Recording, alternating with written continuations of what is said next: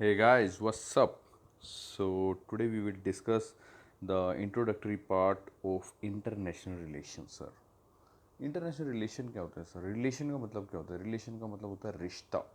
रिश्ता मतलब यानी हमारे देश का बाहर के देशों के साथ कैसा रिश्ता है, ठीक है।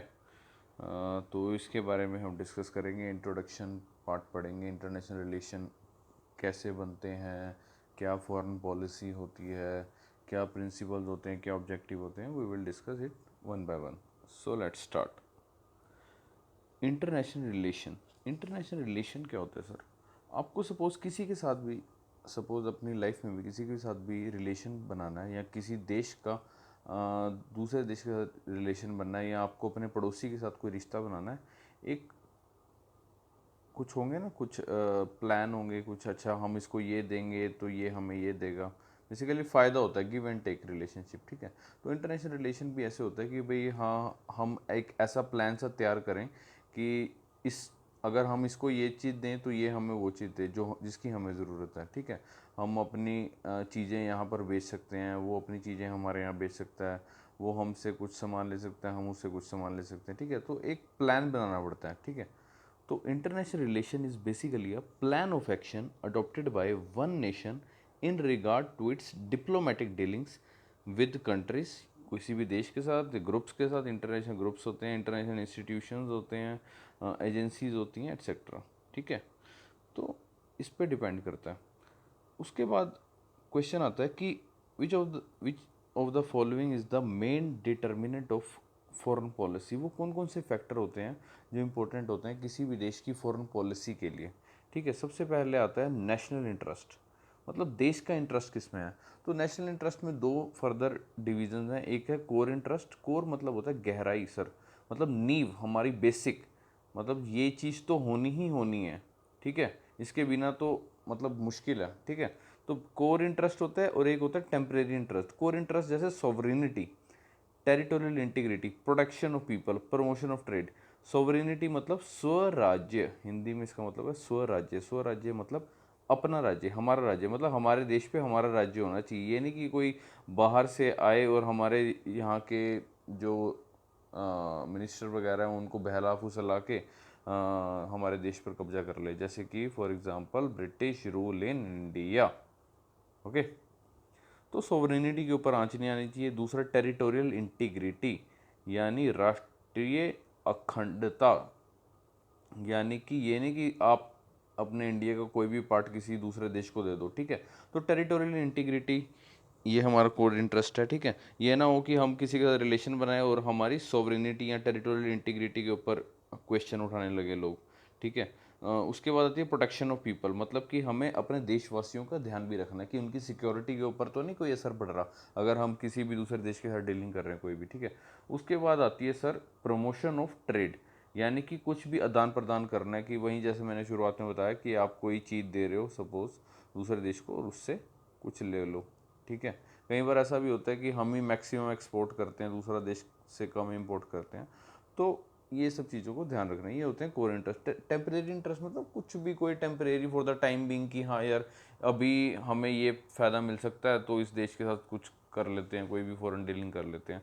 जैसे कि for example some time we abstain from voting in some issue due to national interest, मतलब कई बार हम वोटिंग नहीं डालते यूएनएससी में। यूएनएससी क्या है वो हम बाद में डिस्कस करेंगे, जिनको नहीं पता वो अभी इतना समझ लें, इंटरनेशनल ऑर्गेनाइजेशन है, यूनाइटेड नेशन सिक्योरिटी काउंसिल, ठीक है। इसमें वोटिंग देने नहीं जाते हम, ठीक है। We abstain from voting due to national interest, okay. उसके बाद आते हैं कौन कौन से फैक्टर जैसे कि हम डिस्कस कर रहे हैं इंपॉर्टेंट होते हैं। दूसरे आता है हिस्टोरिकल, कि हमारा ऐतिहासिक रिश्ता कैसा है उस देश के साथ, ऐतिहासिक रिलेशन कैसा है उस देश के साथ। फॉर एग्जांपल ब्रिटिश एरा, यानी ब्रिटिश रूल के टाइम ब्रिटिशर्स के साथ हमारा जो रिश्ते हैं पुराने, उसमें यही है ना कि खटास है, मतलब क्योंकि उन्होंने हमारे देश के ऊपर 200 साल हुकूमत की है, ठीक है। तो उसके साथ कैसा हिस्टोरिकल रिलेशन है, या और भी कोई देश के साथ, जैसे पाकिस्तान के साथ हमारा हिस्टोरिकल रिलेशन काफ़ी बेकार है, तो उसके साथ उस हिसाब से फॉरेन पॉलिसी बनती है, ओके। उसके बाद आता है जोग्राफिकल, कि वहाँ की जोग्राफी कैसी है, वहाँ की लैंड कैसी है, टेरेन कैसी है। फॉर एग्जांपल जैसे नेपाल में हिमालय हैं, ठीक है। तो नेपाल में हिमालय हैं, हमें पता है कि काफ़ी सारी रिवर्स हैं वो ओरिजिनेट होती है। आप मेरे को कमेंट सेक्शन में बता सकते हो कौन कौन सी रिवर्स हैं जो हिमालय से ओरिजिनेट होती हैं इंडियन रिवर्स। ओके, तो रिवर ओरिजिनेट होती है तो that's a source of electricity, तो इससे फ़ायदा हो सकता है, तो हम उसी हिसाब से फॉरेन पॉलिसी बनाएंगे। कल्चर फॉर एग्जांपल जैसे नेपाल में हिंदूज़ हैं तो ऑलमोस्ट सेम कल्चर है, ठीक है, उसी हिसाब से फॉरेन पॉलिसी बनेगी। पॉलिटी, वहाँ की पॉलिटी कैसी है, हुकूमत कैसी है, ठीक है। उसके बाद आता है पीपल, वहाँ के लोग कैसे हैं, डायस्पोरा कैसे है, ठीक है। उसके बाद आता है पब्लिक ओपिनियन, वहाँ की जनता क्या सोचती है आपके देश के बारे में। तो ये सब फैक्टर हैं कि जिससे आपकी फॉरेन पॉलिसी शेप अप होगी। ओके, उसके बाद आती है सर आपकी time during with the policies conducting, मतलब उस वक्त कैसी लीडरशिप है उस देश में, डेमोक्रेटिक रूल है या ऑटोक्रेटिक रूल है या लेफ्टिस्ट गवर्नमेंट है या राइटिस्ट गवर्नमेंट है, वो कैसी है, उस हिसाब से फॉरेन पॉलिसी बनेगी हमारी। ओके, तो ये सब फैक्टर हैं which were the main determinant of foreign policy. Okay, उसके बाद आते हैं sir objective of foreign policy. Foreign policy बनाने का पर्पस क्या है basically sir, maintain global peace, यानी दुनिया में शांति बनी रहे, एंड पीसफुल कोएग्जिस्टेंस, यानी एक दूसरे के साथ कोएग्जिस्ट करते रहें शांति से। ओके, उसके बाद आता है promotion of international peace and security, ताकि सुरक्षा भी बनी रहे और साथ में शांति भी बनी रहे। जाहिर सी बात है ना, जब दो लोगों के बीच में दोस्ती होगी तो एक दूसरे की आपस में झड़प होने के चांसेस कम होंगे ना, लड़ाई करने के कम चांसेस होंगे। तो इस तरह से फॉरेन पॉलिसी बनी रहे कि सिक्योरिटी के ऊपर आँच ना आए देश की, ठीक है। ये वाली लाइन जो है promotion of international peace and security, ये मेंशन है हमारे कॉन्स्टिट्यूशन के अंडर आर्टिकल 51 में, डीपीएसपी में, that is directive principle of state policy. Okay, उसके बाद आती है सर कॉम्प्रिहेंसिव डिसआर्मामेंट, यानी कि हम कोई भी हथियार नहीं चाहते, मतलब कि बिल्कुल डिसआर्मामेंट होनी चाहिए, ठीक है, क्योंकि हमारा जो मैक्सिमम बजट है वो किस में चला जाता है, आर्म्स वगैरह में, आर्म्स एमिनिशन वगैरह में, तो इसलिए ये ऑब्जेक्टिव होना चाहिए कि डिसआर्मामेंट हो जाए, ठीक है। रिडक्शन और withdrawal of military forces and weapons, ठीक है, कितना खर्चा बचा है हमारा। उसके बाद आता है elimination of want, disease and hunger, यानी भुखमरी, बीमारी, ये सब की एलिमिनेशन की जाए।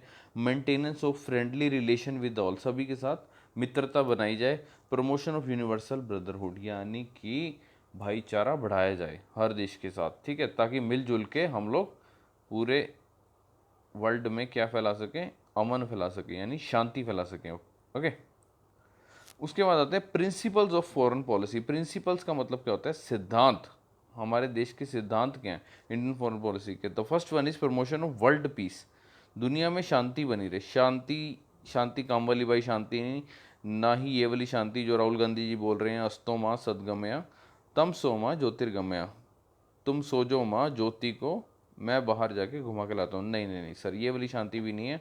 हम बेसिकली बात कर रहे हैं वर्ल्ड पीस की, ठीक है, वर्ल्ड पीस की बात कर रहे हैं। तो the first principle is promotion of world peace, its aim is to promotion of international peace and security.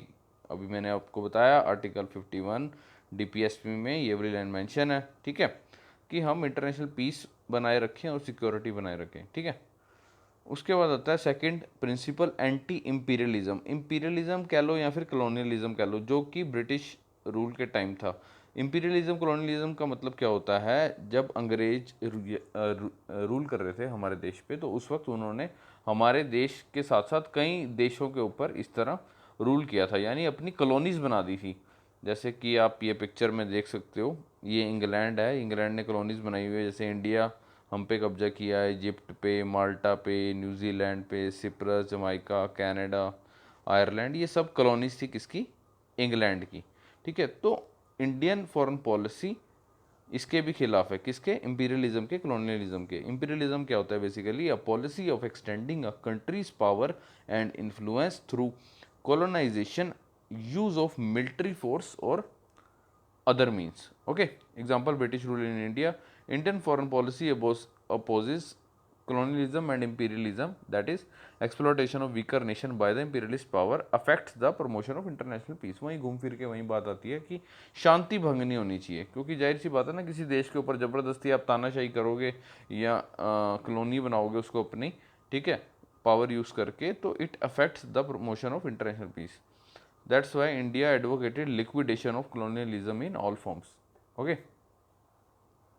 उसके बाद आती है एंटी रेशियलिज्म। रेशियलिज्म का मतलब क्या होता है, रंग भेद, रंग में भेद नहीं करना चाहिए, ठीक है। मतलब कि रेशियलिज्म की जो पॉलिसी है ना, इंडिया उसके खिलाफ है। ठीक है, रेशियलिज्म क्या होता है? Basically discrimination between people on the basis of race. Race को हिंदी में बोलते हैं नस्ल, ठीक है, या रंग कह लो आप। Okay, example exploitation of blacks by whites in Africa known as apartheid. ठीक है, अपर्टाइड बोलते हैं किसको? जब अफ्रीका में जो ब्लैक्स थे, जो निग्रो लोग थे, वो उनका एक्सप्लोटेशन किया था किन्होंने? गोरों ने, यानी वाइट्स ने किया था। ओके, जाहिर सी बात है इस तरह का एक्सप्लोटेशन होएगा तो इससे सोशल इनइक्वालिटी बढ़ेगी। ठीक है, यानी सामाजिक असमानता।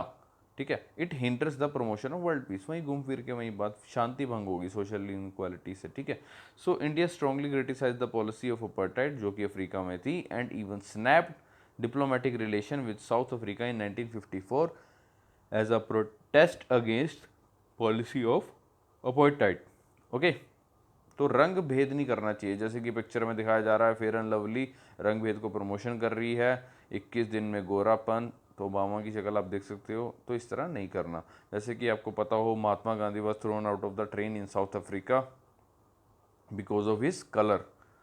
ठीक है, तो दैट्स वाई महात्मा गांधी का जो पहला सत्याग्रह था वो अफ्रीका में था। ठीक है, महात्मा गांधी जी ने वहाँ से शुरुआत की थी।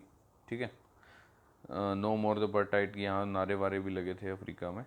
ठीक है, उसके बाद आती है नेक्स्ट पॉलिसी हमारी, नैम। नैम यानी non align movement. Non align movement मतलब हम किसी के साथ जुड़े नहीं हैं, हम किसी की टीम में नहीं है। जैसे कि आपको पता हो कि after the second world war, दूसरे विश्व युद्ध के बाद, दो पावर इमर्ज हुई थी, यूएस और यूएसएसआर। ठीक है, तो बन गया था टू पोलर वर्ल्ड।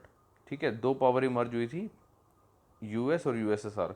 तो पूछा गया सभी देशों से कि भैया आप किसकी तरफ हो, यूएस की तरफ हो, यूएसएसआर की तरफ हो? तो इंडिया ने कहा भैया नाम। वो बोले नाम क्या चीज़ है भैया? वो बोले नॉन अलाइन मूवमेंट, यानी कि हम किसी देश की साइड नहीं है। ठीक है, तो लेकिन धीरे धीरे सारी पावर राइज होने लगी। ठीक है, हर देश अपने आप में तरक्की करने लगा, तो अभी क्या है, हमारा मल्टीपोलर वर्ल्ड है।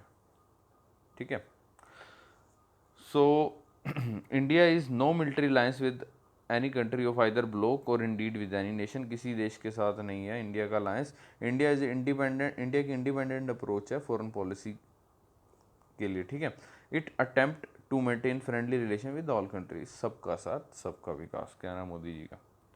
तो नॉन अलाइन मूवमेंट के आपसे प्रीलिम्स में पूछ सकता है फाउंडिंग फादर्स कौन कौन है? जैसे कि देख सकते हो पिक्चर में आप, जवाहरलाल नेहरू। ओके, उसके बाद अहमद साहब इंडोनेशिया के, जोसेफ साहब यूगोस्लाविया के, क्वामे जी घना के, और अब्दुल नसीर आपके इजिप्ट के। ओके, उसके बाद आता है नेक्स्ट प्रिंसिपल जो कि बहुत ही इंपॉर्टेंट है, पंचशील। पंचशील का मतलब क्या है? पंच मतलब फाइव, शील मतलब प्रिंसिपल। ठीक है, five principle of peaceful coexistence. घूम फिर के बाद शांति वही आनी है, पीसफुल कोएग्जिस्टेंस बिटवीन। ये साइन हुआ था sir, Indo preamble of Indo China treaty में मेंशन है। ठीक है, जैसे कि आप देख सकते हो पिक्चर में, पंचशील प्रिंसिपल। ठीक है, इंडो चाइना की ट्रीटी हुई थी उसमें 1954 में, उसमें शीला है ना, ये इसके ऊपर मेंशन है, ये पंचशील फाइव प्रिंसिपल्स। ओके, तो देखते हैं हम ये फाइव प्रिंसिपल कौन कौन से हैं। तो सबसे पहला, आप ये पंचशील के प्रिंसिपल्स को रिलेट कर लो शादी के प्रिंसिपल से। ठीक है, मतलब अगर आपकी शादी होगी तो आपको ये प्रिंसिपल फॉलो करने पड़ेंगे। जैसे mutual respect of territorial integrity and sovereignty. Mutual respect यानी आप दोनों को, यानी मियाँ बीबी को एक दूसरे की रिस्पेक्ट करनी होगी। ठीक है, एक दूसरे की रिस्पेक्ट कैसे होगी? आप मायके की इज्जत करो उसके, और वो आप अपने ससुराल की इज्जत करेगी। ठीक है, क्योंकि मायका छोड़ नहीं सकते ना। ठीक है ना, टेरिटोरियल इंटीग्रिटी आ गई ना, और सोवरेनिटी आ गई। उसके बाद आता है म्यूचुअल नॉन एग्रेशन, या नॉन एग्रेशन यानी कि गुस्सा नहीं। जहां आपने गुस्सा किया वहां आपके रिलेशनशिप पे यानी शादी पे असर पड़ सकता है। ठीक है, तो म्यूचुअल नॉन एग्रेशन। उसके बाद आता है mutual non interference in each other internal affair. Sir, आप उनकी निजी ज़िंदगी में दखलंदाजी ना करो, आप उनका बार बार फ़ोन मत चेक करो। ठीक है, आप अपनी बीवी का फ़ोन चेक कर रहे हो सर। ठीक है, तो ये मूर्खता होती है सर, यानी कि इंटरनल अफेयर में नहीं दखलंदाजी करनी। सिमिलरली कि किसी भी देश के इंटरनल मुद्दों पे दखलंदाजी नहीं करनी। ये है पंचशील का प्रिंसिपल। उसके बाद आते हैं equality and mutual benefit. Equality, समानता रखो सर, म्यूचुअल बेनिफिट तभी मिलेगा। आपने सुबह बीवी ने चाय बना दी, रात का गर्म दूध आप कर दो। ठीक है ना, इक्वालिटी एंड म्यूचुअल बेनिफिट। उसके बाद आता है सर पीसफुल कोएग्जिस्टेंस, यानी कि शांति के साथ रहो एक दूसरे के साथ सबका विकास। ओके, तो ये हैं 5 पंचशील प्रिंसिपल, तो आपको याद रखने हैं। उसके बाद आता है sir next principle is Afro Asian bias. जैसे कि पता होगा इंडियन फॉरेन पॉलिसी, बायस का मतलब क्या होता है, पक्षपात, यानी कि आप एक बंदे के साथ उसका पक्ष ले रहे हो, ठीक है, मतलब एक समानता नहीं रख रहे हो। तो इंडिया किसके साथ है, बायस अफ्रीकन और एशियन कंट्रीज के साथ। Indian foreign policy stand for maintaining friendly relation with all countries of the world, लेकिन but it has always exhibited a special bias towards Afro Asian nations. For example SAARC, G77, G15, ये सारी क्या हैं, groupings हैं, international groupings हैं, ठीक है। इसमें अफ्रीकन और एशियन कंट्रीज हैं, ठीक है। India earned a name of big brother, बड़ा भाई, from many of the neighbouring countries. उसके बाद आता है next is support to the UNO, यानी कि यूनाइटेड नेशन ऑर्गेनाइजेशन को सपोर्ट दे, ठीक है। इंडिया मेंबर बना था यूएनओ का 1945 में, 1945 में। It support the activities and programmes of the UNO. It expressed a full faith in objective and principles of UNO. India का रोल पढ़ लेते हैं। यूएनओ में इंडिया का क्या रोल है, जैसे कि आपको पता होगा 1953 में जो विजय लक्ष्मी पंडित जी थी, ठीक है, he was elected as a president of United Nation General Assembly. ये रही विजय लक्ष्मी जी, ये गाना गा रही हैं, ओले ओले ओले। Okay, so no need to focus on the lyrics, so just remember this name, Vijay Lakshmi Pandit. Okay, he was elected as a president of United Nation General Assembly. उसके बाद आया India actively participated in the UN peace keeping mission. United Nation के peace keeping mission होते हैं, ठीक है। कहाँ कहाँ पे पार्टिसिपेट किया है, Korea, Congo, Somalia, Sierra Leone. Yes, you have heard right, it's a Sierra Leone, not Sunny Leone. Okay, and so on. So several times India was a non permanent member of UNSC. जैसे कि मैंने आपको बताया था पहले भी, UNSC बोले तो यूनाइटेड नेशन सिक्योरिटी काउंसिल का मेंबर है इंडिया, नॉन परमानेंट मेंबर, ठीक है, कई बार बन चुका है। But now India demanded a permanent seat in UNSC. तो आप मेरे को कमेंट सेक्शन में बता सकते हो यूनाइटेड नेशन सिक्योरिटी। चलो मैं आपको थोड़ा सा बता देता हूँ यूएनएससी क्या है। यूएनएससी में आपके 15 मेंबर होते हैं, 5 तो होते हैं परमानेंट मेंबर जिनको P5 भी बोलते हैं, 5 परमानेंट मेंबर, ठीक है, और 10 होते हैं नॉन परमानेंट मेंबर। ये चेंज होते रहते हैं आपके। ओके, तो ये हर 2 साल के लिए इलेक्ट होते हैं by the United Nation General assembly. Okay, और ये 5 परमानेंट मेंबर हैं। आप मेरे को कमेंट सेक्शन में बताओ वो 5 परमानेंट मेंबर कौन से देश हैं जो 5 परमानेंट मेंबर हैं। तो फ़र्क क्या होता है, बेसिकली इनके पास वीटो पावर होती है, 5 परमानेंट मेंबर के पास, इनके पास वीटो पावर नहीं होती। वीटो पावर मतलब वोट देने की पावर। ओके, और उसके बाद लास्ट प्रिंसिपल है हमारा डिसआर्मामेंट। जैसे कि पहले भी मैंने आपको बताया था कि हथियार कट्टा वट्टा कुछ नहीं चलाना, न्यूक्लियर मिसाइलें कुछ नहीं चलानी, क्योंकि आपका आधे से ज़्यादा जो बजट है वो सारा मैक्सिमम पैसा तो आप किस पे खर्च देते हो, मिलिट्री वगैरह पे, ठीक है ना। मशीनें लेके आते हो, पेट्रोल टैंक लेके आते हो, बंदूक लेके आते हो, ठीक है, इन सब चीज़ों पे। बजाय इसके अगर वहाँ ना खर्चें तो किस पे खर्च दें हम, डेवलपमेंट पे खर्च कर सकते हैं, हेल्थ पे खर्च सकते हैं, एजुकेशन पे खर्च सकते हैं, ठीक है, इन चीज़ों में फोकस कर सकते हैं। So Indian foreign policy oppose the arms race, it advocates disarmament of both conventional and nuclear, ठीक है। It aim is to promote world peace and security, पहले भी बताया, आर्टिकल 51 डीपीएसपी में है। जाहिर सी बात है जब वर्ल्ड पीस और सिक्योरिटी बढ़ जाएगी तो जाहिर सी बात है इट एक्सेलरेटेड इकोनॉमिक डेवलपमेंट। आप जाहिर सी बात है ना, अगर आप बंदूकों वगैरह पे, बॉम्ब वगैरह पे पैसे कम खर्चोगे, यानी आपके पास ज़्यादा पैसा बच जाएगा, वो पैसा आप इकोनॉमिक डेवलपमेंट पे लगा सकते हो। तो जाहिर सी बात है एक्सेलरेट होगी, यानी बढ़ जाएगी economic development. So it preventing unproductive expenditure on manufacture of harm, वो नहीं कि भाई अंट शंट दबा के बनाई जा रहे हो हथियार पे हथियार। So it prevent unproductive spread expenditure. लेकिन होता क्या है, जैसा कि आपको पता ही है, हमारे जो पड़ोसी देश हैं, एक तो बहुत ही प्यारा है, अजीज़ है, पाकिस्तान, और दूसरा चाइना है। तो दोनों के दोनों हमारे नालायक बच्चे हैं। अब नालायक बच्चों के लिए जाहिर सी बात है क्या चाहिए, हमें छड़ी तो चाहिए चाहिए पेरेंट्स को। तो इसीलिए हमने ये जो है nuclear non proliferation treaty, NPT जिसको बोलते हैं, जो 1968 में आई थी, इंडिया ने अभी तक साइन नहीं की, क्योंकि हमें पता है भाई बगल में पाकिस्तान है और इधर चाइना है, कभी भी कोई अटैक हो सकता है। तो इसलिए हमने न्यूक्लियर नॉन प्रोलिफरेशन ट्रीटी नहीं साइन की गई। न्यूक्लियर नॉन प्रोलिफरेशन मतलब न्यूक्लियर की हम प्रोलिफरेशन नहीं करेंगे, ये ट्रीटी का मतलब है। प्रोलिफरेशन मतलब फैलाना, ओके। सो हमने ये ट्रीटी साइन नहीं की, ना ही हमने ये ट्रीटी साइन की है CTBT, that is comprehensive testament treaty 1996, दोनों नहीं साइन की। So India kept it's nuclear option open, India ने अपने न्यूक्लियर ऑप्शन ओपन रखे हैं कि भैया हमारे आसपास जो हैं वो काफ़ी नालायक बच्चे हैं, तो कभी भी युद्ध होने की संभावना रहती है, तो इसलिए हम ये दोनों ट्रीटी साइन नहीं करेंगे। India opposes NPT and CTBT, उसने अपोज करता है इसको, क्यों? बिकॉज ऑफ देयर डिस्क्रिमिनेटरी यानी भेदभाव एंड हेजिमोनिस्टिक अप्रोच। हेजिमोनिस्टिक का मतलब होता है एग्रेसिव इन एक्सपेंडिंग इन्फ्लुएंस, मतलब गुस्से से अपना इन्फ्लुएंस फैलाना है, यानी प्रभाव फैलाना, ठीक है। तो ये थे हमारे principles. So thanks for watching, please review, share and subscribe if you like this video, please push on the like button. Thank you so much.